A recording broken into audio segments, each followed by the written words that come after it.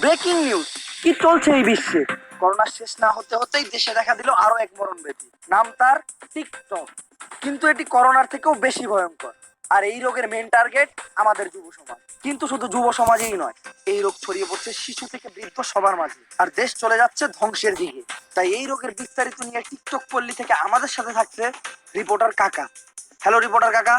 আরে বাতিজা, তুমি আমার কোনে পাঠাইছো? এই টিকটক বললি তার লগে লগে আমার ক্যামেরা মাইক যা ছিল সব চুরি হয়ে গেছে গা।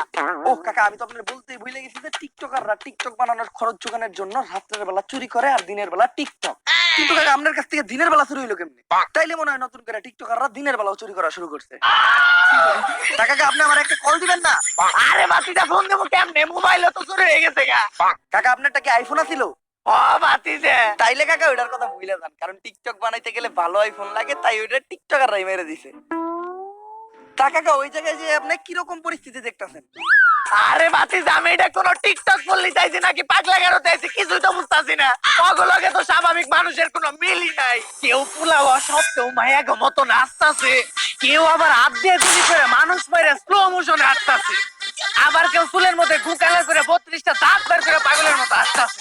আর বাতিজা, মেঘো কথা কি কমু, মায়া গো দিকে তো তাকানোই যায় না। আস্তাগফিরুল্লাহ। কাকা, আপনি টিকটক পল্লীর একজনের সাথে একটু সরাসরি কথা বলেন। আচ্ছা বাতিজা, তুমি আমার সাথেই থাকো। এই যে একজন পাওয়া গেছে, আগে মেয়ে দিয়ে শুরু করি, ভেবে বেশি আসবে। এক্সকিউজ মি আপু। এই বুইরা কেন আমাদের টিকটক ভিডিওটাই নষ্ট করে দিল। চলো আবারও শুরু করি। আমি রিপোর্টার কাকা। রিপোর্টার মানে সাংবাদিক, আমাদের টিভিতে দেখাবে? হ্যাঁ হ্যাঁ, জি জি, বলেন। আচ্ছা আপু, আমাদের জনগণরা জানতে চাই, আমরা যতটুকু জানি টিকটক থেকে তো কোনো ইনকাম করা যায় না, তবু কিভাবে এই দামি দামি জামা কাপড়, আইফোন, লাক্সারিয়াস কার ব্যবহার করেন? আমরা যতটুকু শুনেছি আপনাদের মতো টিকটকাররা নাকি রাত্রিবেলা চুরি করে। আরে ওইটা তো আমাদের ছেলে টিকটকাররা করে, আমরা মেয়ে টিকটকাররা তো বিজনেস করি।